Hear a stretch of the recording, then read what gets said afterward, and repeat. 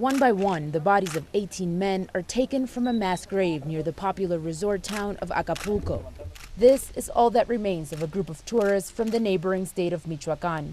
November brought a sobering milestone to Mexico. 10,000 people killed so far this year as rival drug gangs battle government forces and each other, leaving civilians caught in the crossfire. The mass grave in Acapulco followed weeks of gruesome massacres. 14 people, most under the age of 25, gunned down at a party in late October in Ciudad Juarez. 15 others killed 2 days later at a drug rehab center in the border city of Tijuana. And in Tepic, in western Mexico, another 15 people killed while working at a local car wash.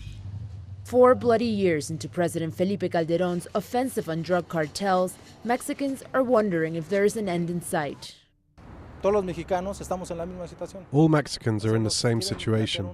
The problem is being presented as if it were just with this government. But no, this problem goes way back. I won't live to see it, but I hope in the future this ends, because everything has to end. But experts say it could be a while before that end arrives. What seems to be happening in Mexico is that the non-state forces that today are engaged in violence, in battles against authorities, against civilians, but mostly against themselves, are engaged in a battle for power and control. And all experts point out that this will keep levels of violence very high for some time until a dominant group emerges. Despite these warnings, President Felipe Calderón has vowed to stay the course. The move is a politically risky one. With less than 2 years until presidential elections, Calderón's PAN party faces an invigorated challenge by the rival PRI party, which is bound to capitalize on the issue of crime and insecurity. But voters have little proof that a change in government will make the country safer.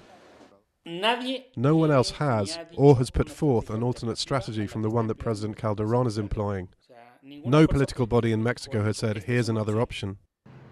Even those who agree with the current strategies say deep structural changes are necessary, in particular to tackle widespread corruption within official ranks.